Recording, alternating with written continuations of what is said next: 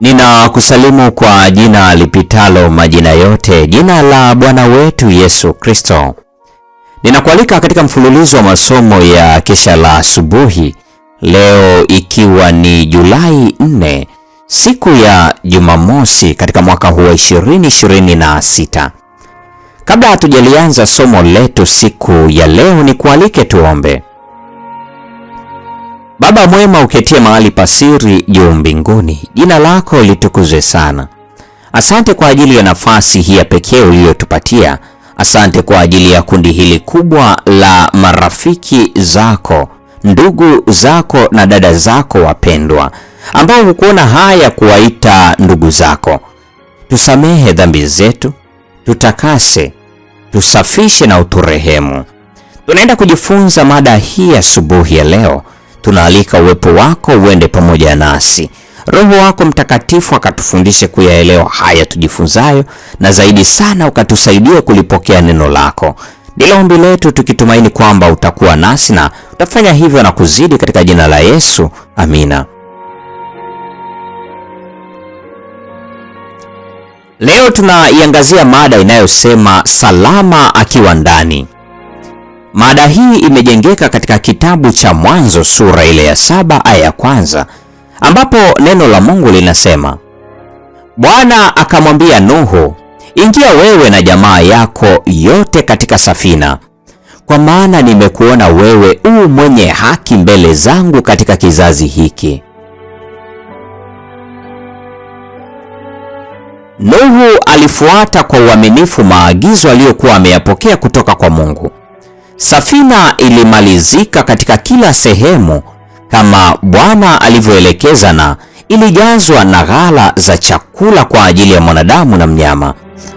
Sasa mtumishi wa Mungu alitoa wito wake wa mwisho wa dhati kwa watu.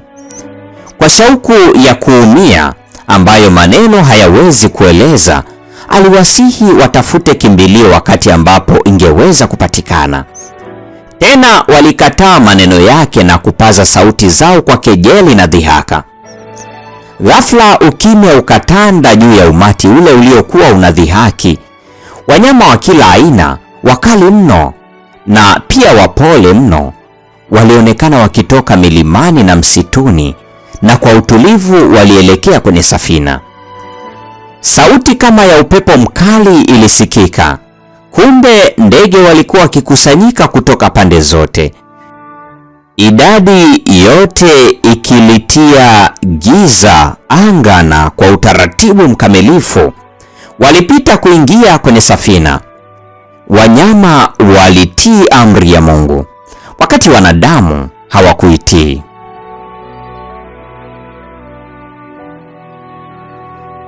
Walipowaona wanyama wakitoka msituni kwenda kwenye mlango wa safina na Nuhu akiwaingiza ndani, walikuwa wamepinga kwa muda mrefu sana. Walikataa kwa muda mrefu sana ujumbe ambao Mungu alikuwa amewapa, kiasi kwamba dhamiri yao ilikuwa haiwezi kuvutiwa.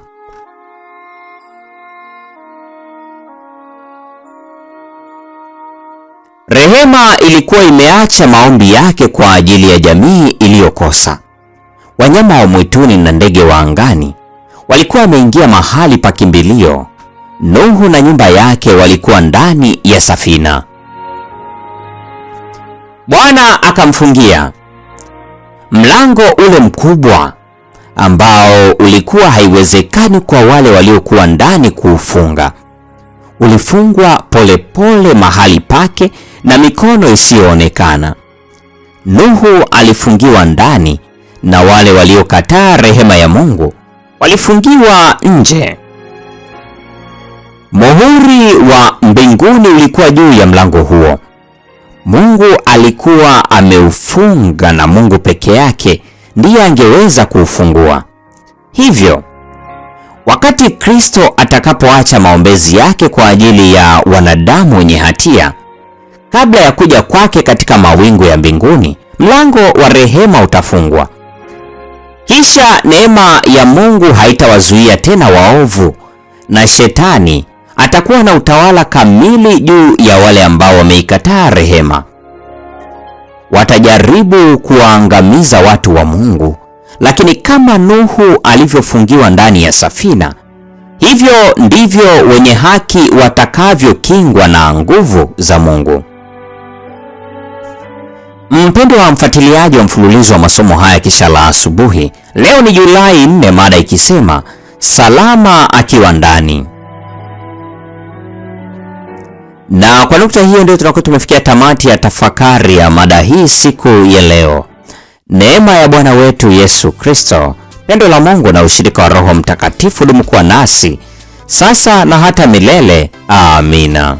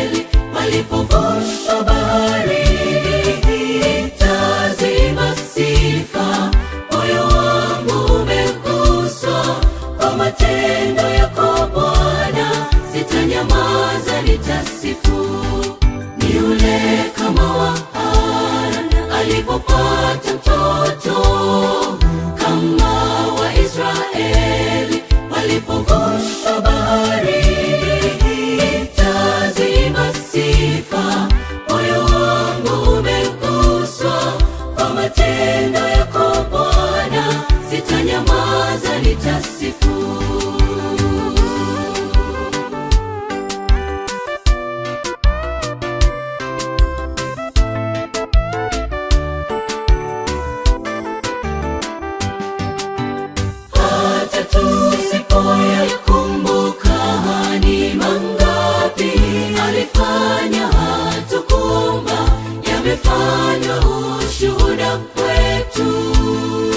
Tukijaribu kumbuka tulipopata magumu, ni vipi tuliyashinda kama si kwa Bwana wetu. Na sasa tumetambua yajayo hatuyahofu, mweza wa yote asiyelala ni Bwana. Na sasa tunaposonga tuna imani kwamba hakuna unaloshindwa kama ulishinda mauti. Twimba kwa ujasiri, mioyo yetu yaamini, unayo kesho yetu Bwana, watuwazia yalo mema. Na sasa tunaposonga tuna imani kwamba hakuna unaloshindwa kama ulishinda mauti. Twimba kwa ujasiri, mioyo yetu yaamini, unayo kesho yetu Bwana, watuwazia yalo mema. Na sasa tunaposonga tuna imani kwamba hakuna unaloshindwa kama ulishinda mauti. Twimba kwa ujasiri, mioyo yetu yaamini, unayo kesho yetu Bwana.